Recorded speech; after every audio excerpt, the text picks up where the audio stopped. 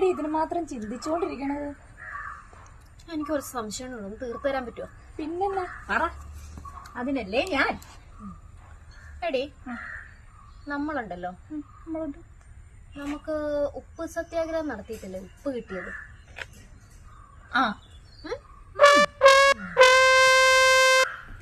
ഇതാണോ നിന്റെ സംശയം? ഇതല്ലേ സംശയം?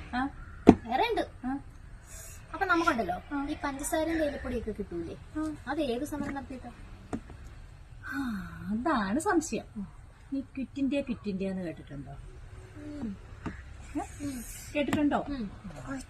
അതായത് ചായപ്പൊടിയും പഞ്ചസാരയും പച്ചക്കറിയും ഒക്കെ അടങ്ങുന്ന ഒരു കിറ്റ് കിട്ടണ സമരമായിരുന്നു ക്വിറ്റ് ഇന്ത്യ സമരം. ആ സമരത്തിൽ നമുക്കിതെല്ലാം കിട്ടി. കൊള്ളാലോ.